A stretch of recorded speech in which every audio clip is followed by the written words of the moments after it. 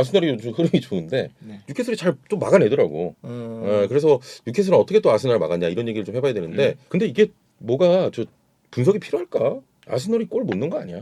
물어봐요. 어때요? 네? 아스날 찬스가 많았는데 나는 좀 결정력이 좀 부족했다고 보는데. 뭐 그런 것도 있고 응. 아스날을 어렵게 만든 건 맞죠. 뉴캐슬이 어느 정도였냐면 네. 지금 18경기를 치렀는데 최소 실점 팀이에요. 맞아요. 그러니까 리그 네. 전체에서 가장 많은 경기를 치르고도 최소 실점 팀이고 네. 아스날이 현재까지 17경기 치른 동안 득점을 못한 경기가 단 한 경기도 없었는데 유일하게 이 경기에서 득점을 못했습니다. 네네. 그럼 당연히 이제 뉴캐슬이 잘 막았다고 봐야죠. 보니까 저게 압박을 대단히 강도 높게 하더라고 진짜. 그렇죠. 뭐 뉴캐슬은 늘 좀 이제 조금 더 공격적으로, 조금 네. 더 올라서서 이제 공격을 하는 팀이다 보니까 압박할 때는 압박해주고, 특히나 이제 어제 같은 경우는 이 아스날이 점유를 정말 잘하고, 사실은 맨시티보다도 이번 시즌 더 좋을 정도로 볼 점유가 좋거든요. 네네. 공격 패턴이. 근데 그 아스날을 상대로 뉴캐슬이 내려앉아서 확실하게 수비 단단하게 만들고, 특히나 이제 그 중심이 되는 웨데고르와 자카의 플레이를 잘 제어했다. 네. 요게 참 좋았습니다. 네. 그러니까 원래 그 뉴캐슬이 굉장히 또 직선적이고 보면은 막 하고 대단히 좀 공격적인 팀이잖아요. 근데 어제는 약간 그냥 비교도 좋다. 수비 스탠스 딱 취하고 온 것 같아. 뉴캐슬이 가는 행보를 놓고 보면 두 가지에 있어서의 길이 되게 정도? 길을 걸어가고 있다 이런 느낌이 드는데 하나는 뭐냐면 팀을 만들어 나갈 때 코어 라인을 설정해 놓은 다음에 사이드를 붙인다고 표현하거든요.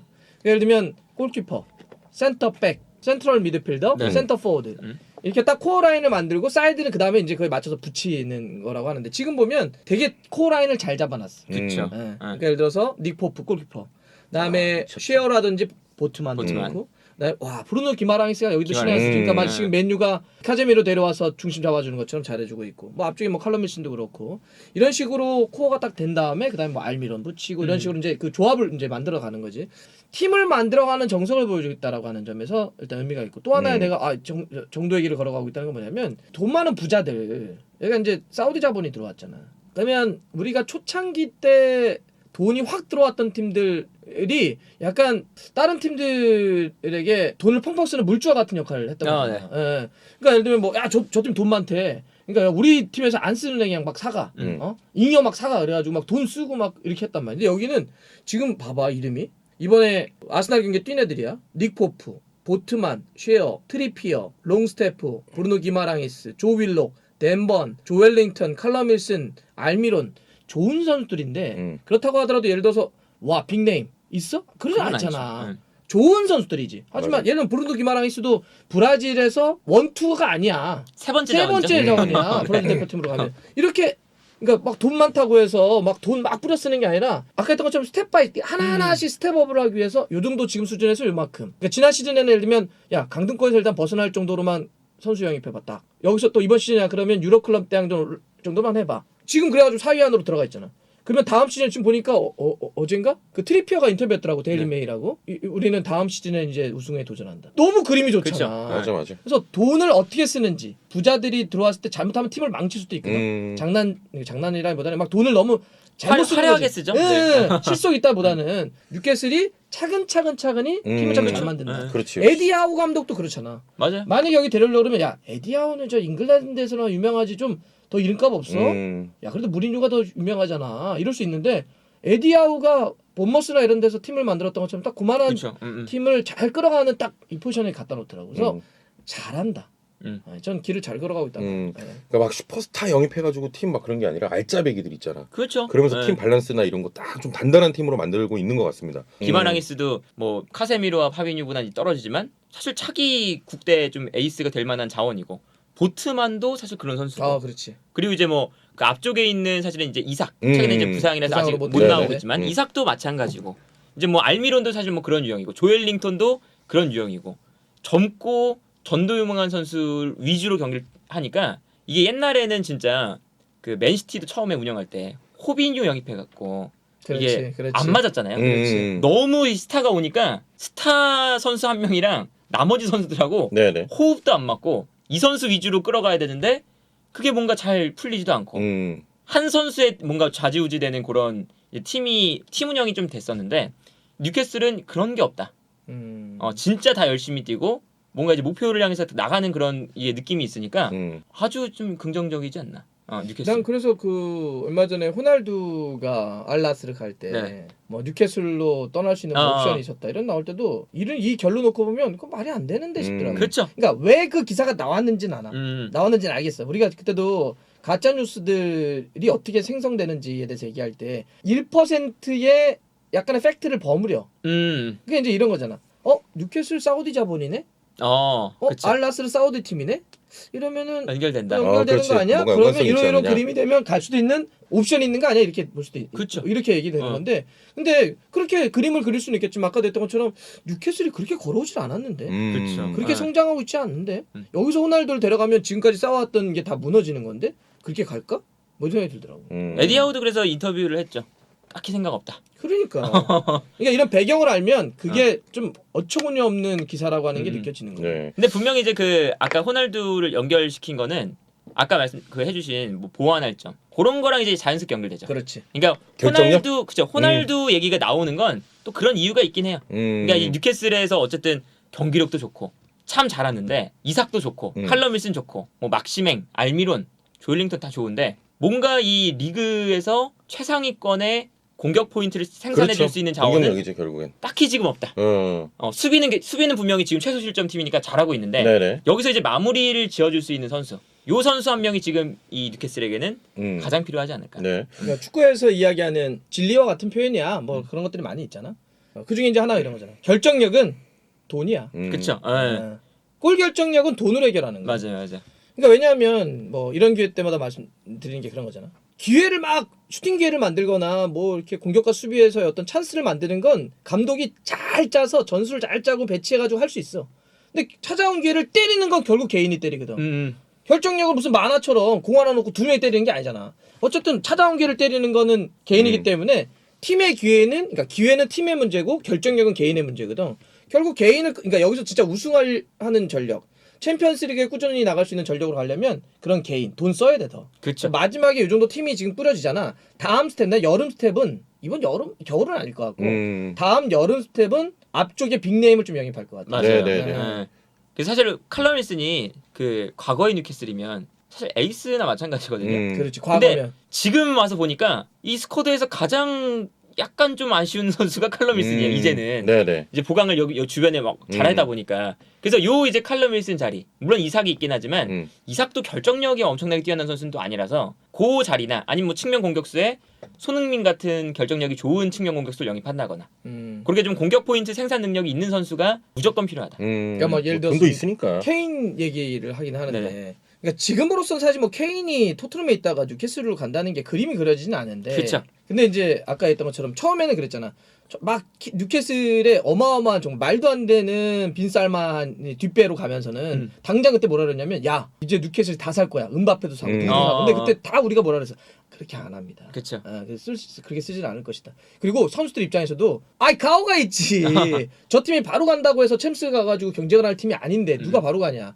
근데 이 팀이 근데 만약에 어느 정도 올라오면 그래서 이 팀이 실제로 우승에 근접하거나 챔피언스리그에 나가서 일정한 임팩트를 보일 수 있다고 판단이 되면 그 다음부터는 빅네임들이 움직일 수 있거든. 그렇죠. 그러니까 지금까지는 해리 케인이 뉴캐슬 간다는 어떤 그런 누가 가짜 뉴스 써도 야 새끼야 말이 되는 걸 써. 이랬을 텐데 내년 여름이면 말이 될 수는 있다. 그렇죠. 그러면 말이 그렇죠. 된다는 얘기는 가능성이 많다는 게 아니지만 어쨌든 가능성이 좀 열리는 것이다. 네네네. 토트넘은 이 상태로 계속 챔스 못 가고 뉴캐슬은 만약 이번에 지금 3위인가 4위잖아. 다음 시즌 챔피언스권을 얻어. 어떨 것 같아? 그러면 케인은 나이가 30이야. 마지막 빅 사이닝이거든. 그러면 가능성은 있어요. 가능성은 있다는 거야. 뭐 지금 간다는 얘기, 뭐 소식이 있다는 게 아니라 전망을 얘기하는 게 아니라 그런 그림은 그려지지. 네. 그러니까 우리가 이번 시즌 들어오기 전에 달수 없이 통해서도 뉴캐슬 막 이야기했었는데 뉴캐슬은 진짜 3년 뒤, 5년 뒤가 무서울 것이다. 그렇죠. 이런 얘기 했었거든. 그러니까 차근차근 좀 잘 밟아가고 있는 팀인 것 같고. 그래서 이런 질문 넣어놨어. 이것도 자숙이 의견인지 모르겠는데 지금 막 이강인도 뉴캐슬 막 그런 얘기 있었잖아. 지금 이적설 같은 거. 네. 뭐 뉴캐슬에서 원한다. 되게 많았어. 뭐 찌라시겠지 또 그런 것도. 찌라시 그죠? 네. 무슨 이강인 뉴캐슬 구단주가 원한다. 뭐 그지 감독이 뭐 진짜 원한다 이런 얘기 있었는데 혹시 뉴캐슬에 좀 부합하는 우리 선수가 있나? 한국 선수가 네, 한국 선수. 이강인 얘기도 많이 나왔는데 이강인 혹시? 저는 가능성 없다고 봐요. 이강인인데 아예 스타일이 좀 안 맞는 팀이라서. 그리고 이강인은 저는 그냥 라리가에 있는 게 좋다고 봐요. 본인도 뭐 원하는. 우리 너무 프리미어리그 좋아해. 왜 라리가에서 잘 뛰고 있는데 자꾸 저 프리미어 데려가려고 그래. 자생각 근데 그 스타일상은 손흥민이다. 그래서 또 스타일상 맨날 손흥민. 간다면 여기다. 스타일상은 딱 저 손흥민 자리가 딱 없어요. 딱 득점력 있는 그. 그 자리가 이제 뭐 측면? 막시맹 자리거든요. 막시맹이 이제 컨디션이 올라오면 그 자리가 막시맹인데 제일 부족한 게 그 결정력이죠. 조엘링턴이 그 자리에 뛰어도 마찬가지고 뭐 머피나 이런 선수들이 뛰어도 결정력이 안 좋아서 이제 뉴캐슬이 다 만들어 놓고 흐름을 다 가져와 놓고 무승부가 되는 경기가 꽤나 많아요. 근데 딱 손흥민 스타일만 보면 그런 찌라시도 있나? 뉴캐슬 손흥민? 그런 건 뭐 그죠, 모르겠는데. 못본 거 같죠, 뉴캐슬은? 저 데일리 메일이라고. 거기 계속 뉴캐슬 얘기해, 형이? 아니 엄청 밀어. 쪼핑, 뉴캐슬밖에 없어 지금 이적하려면. 근데 가면 어울리긴 하겠다. 아니, 그러니까 이제 뉴캐슬 거기가 가면. 뭐냐면 이런 거지. 그러니까 나는 사실 그 아다마나 생 맥시맹이나 이런 애들 별로 안 좋아해. 좀 투박하고. 개인적으로. 아니 그냥 뭐 맥시맹 뭐 기술 좋고 그러는데 아니 그냥 너무 장기술의 느낌이 들어가지고. 그렇지. 아다마도 그렇고. 그러니까 그냥 예전에 나 뉴캐슬 직관 갔을 때 맥시망 뛰는 거 보고 나 이렇게 와 이 새끼 진짜 어마어마하네. 앞에서 보면 진짜 묘기 같아 묘기. 막 진짜 막 묘기를 해. 근데 그게 보기는 참 화려해 보이는데 예전에 그거 기억나나? 윌프레드 자하 얘기. 자하가 팰리스에 있다가 맨유에 갔잖아. 그때 이청용 선수가 잉글랜드에 있을 텐데 내가 잉글랜드 가서 그랬더니 뭐냐면 딱 그러더라고. 형 자하는 이적 잘못한 것 같아요 그러더라고. 왜 그러냐 그랬더니 팰리스에서는 자아가 딱 그렇게 플레이하는 게 맞다는 거야. 그러니까 자기가 볼 드리블하기 좋아하고 볼 오래 끄는 거 좋으면 우두머리가 돼서 막 볼을 끌고 그래도 자기가 하드 캐리 하는 거야. 캐리할 수 있는데 맨유는 그렇게 하면 안 되거든.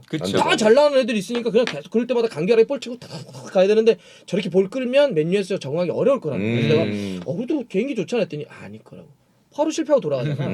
그러니까 맥시멈 같은 친구들 난 그렇게 봐. 근데 그러니까 그 위치에 지금 조엘링턴을 미들로 바꿨다가 없으니까 또 이제 다시 공격으로 갈 때도 있는데 그러니까 그 자리에 비어 있긴 해. 그렇죠. 예. 그 자리에 알미론은 잘하고 있는데 그 반대쪽이 비어 있거든. 그래서 거기 연결을 할 수는 있지. 이런 것도 이렇게 마른데. 뉴캐슬이 마른데.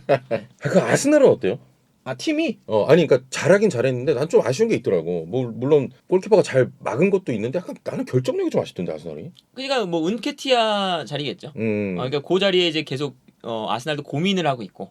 그러니까 제주스가 부상당했는데 제주스가 그동안 아스날에게 끼치는 영향력이 어마어마했으니까 그 자리에서 이제 물론 제주스가 득점력이 좋은 선수는 아니지만 뉴캐슬 전에 만약에 제주스가 있었으면 훨씬 더 폭넓게 움직이면서 뉴캐슬의 수비를 무너뜨리는 장면이 훨씬 많이 나왔을 것 같다.